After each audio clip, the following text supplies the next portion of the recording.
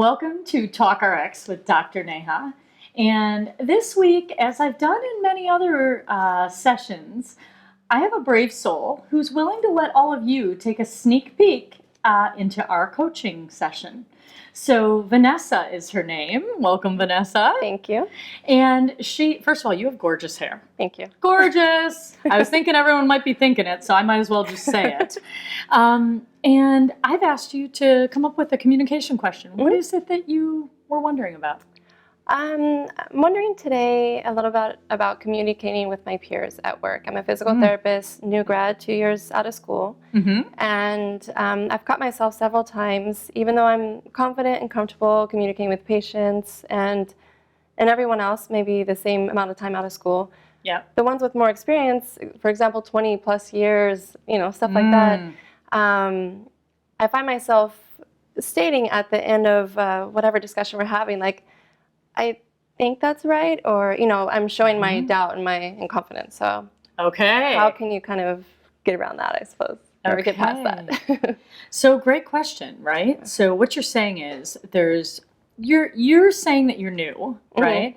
I'd say you went through your training, you've been in practice for 2 years, right? And you have a level of confidence with your patients. Right. And you even seem to have a level of confidence with your peers. It's just this one little thing about like when they've had a lot more experience than you do. At the end, you change your inflection, right? So your tone goes up at the end, which signifies question. Right, exactly. Or you turn a statement into a question, right? And so kind of indicating your doubt. So tell me, what does it mean that someone's been doing this for 20 years or 30 years? What does that mean to you?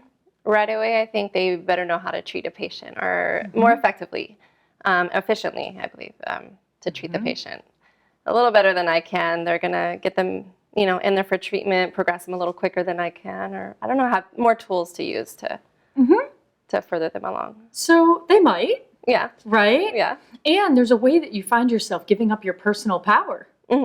Right? So there's positional power. There's a couple different kinds of powers. And I think sometimes people get these confused. Okay. Right? So in a job or even in a family or in a company, right? I'm the mother, you're the kid. I'm the boss, you're the employee.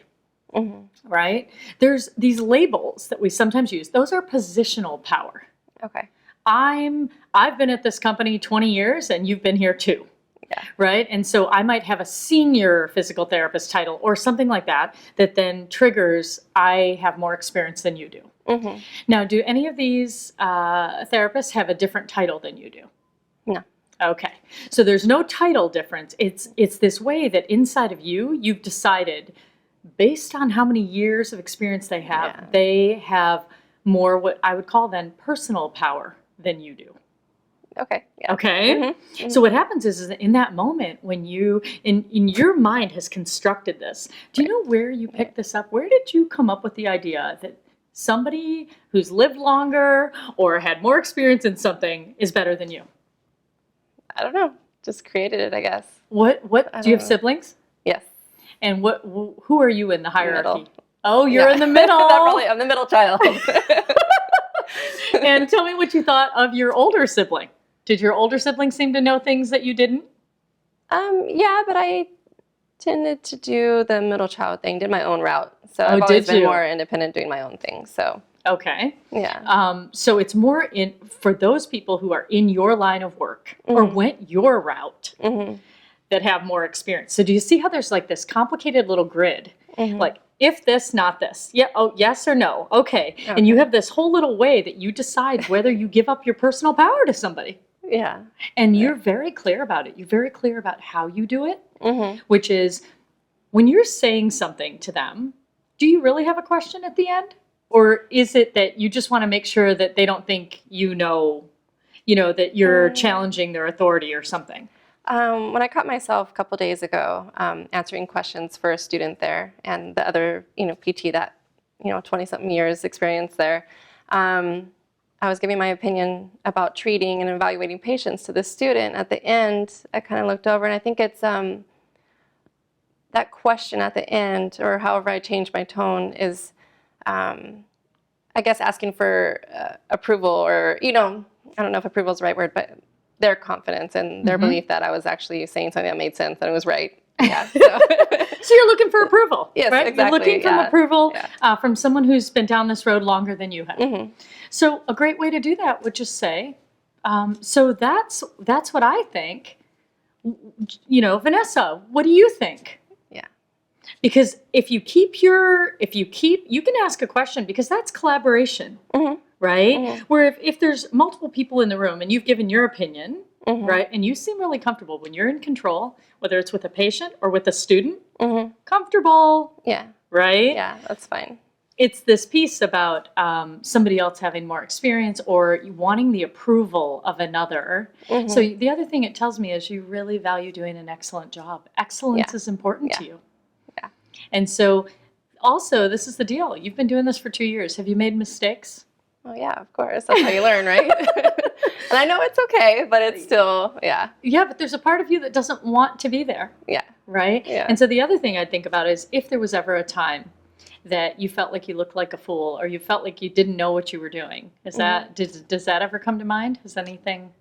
Not many particular instances, but Okay. I mean that feeling for sure. I couldn't relate it to one instant though. Okay, Yeah. so that might be what you're trying to protect. Yeah.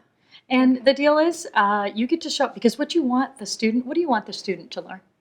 What do you want to make sure the student learns in the face of someone more experienced than them? To be able to make better clinical judgment and, to better, give better treatment to the patients. And is it okay if they make mistakes? of course. It's okay for them, just not you. Just not me. So I love this. So tell me, any takeaways that you got from this?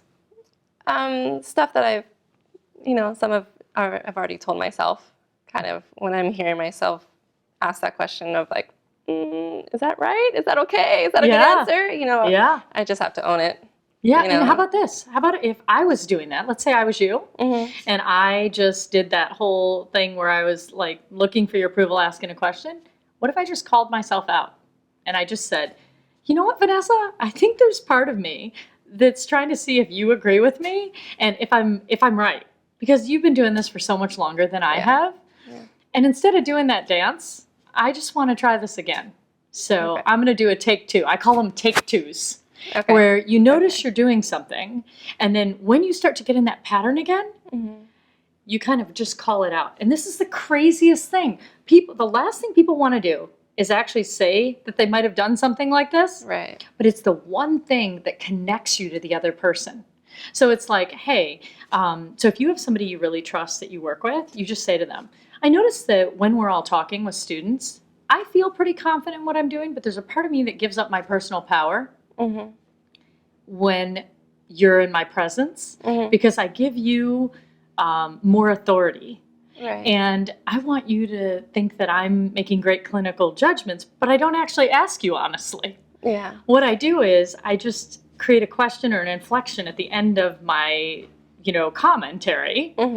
And will you give me feedback? Because I want to work through that and I want to make sure that I show up with equal personal power to my peers in the room, and you would be someone that I'd love to get feedback on to see if that changed. Yeah. Or you can say, hey, did you ever notice that I do that? Yeah. Because now what happens is there is nothing that bonds people more than the truth. Right. Yeah, absolutely. Right? And if one of your students came to you and asked you that, what would you say? They wanted help, like in being more confident in your presence. I would let them know how. Yeah. And guide them that way. Yeah. You'd be honored to help them in their growth. Right?